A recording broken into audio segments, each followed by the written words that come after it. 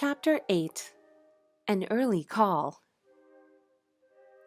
Mrs. Woodpecker flew to her neighbor, Mrs. Flicker's tree, and rapped, tap, tap, tap, tap. She didn't rap gently either. She was not in a gentle mood.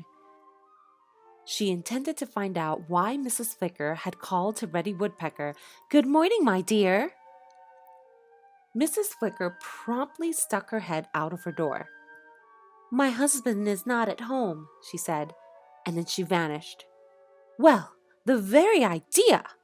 What a remark to make to me!" cried Mrs. Woodpecker. "As if I'd call on a gentleman!" Being angrier than ever, she rapped harder than before. Again, Mrs. Flicker peered out. Again, she spoke. "Did you wish to leave a message, Mr. Woodpecker?" she inquired. "I'm not Mr. Woodpecker. I'm Mrs. Woodpecker," shrieked the caller. Oh, my, exclaimed Mrs. Flicker, who was greatly astonished. "I beg your pardon. Excuse me, it's my mistake." "It certainly isn't mine," said Mrs. Reddy Woodpecker. "It seems to me you're making a good many mistakes this morning, madam."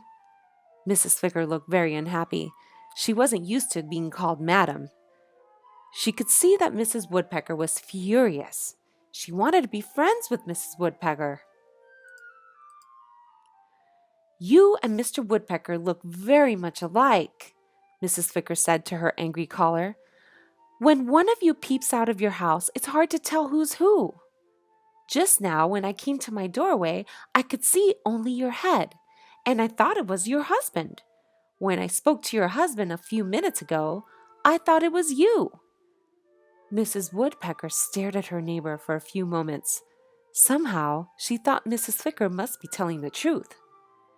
"It's your red caps, I think," Mrs. Flicker went on. "They make you look like twins." "Dear me," said Mrs. Woodpecker.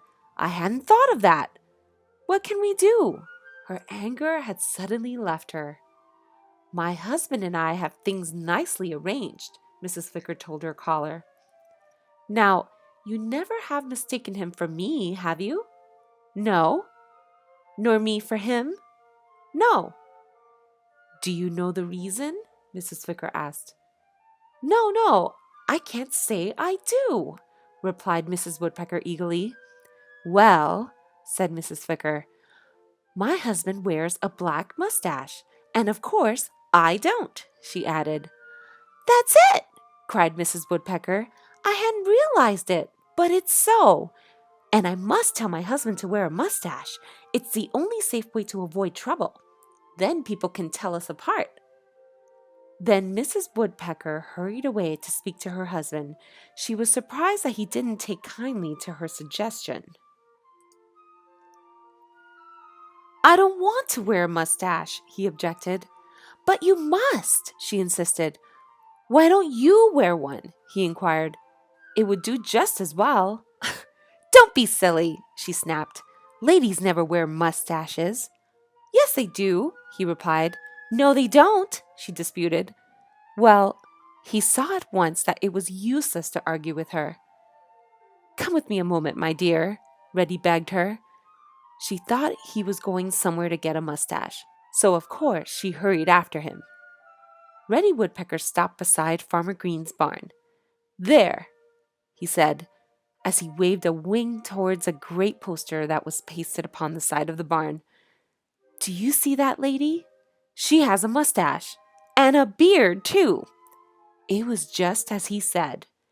Mrs. Woodpecker couldn't help admitting that to herself. And though she didn't speak to Reddy the rest of that day, he was satisfied, for she didn't mention mustaches to him again. "It was lucky for me," he thought, "that the circus came to these parts this summer."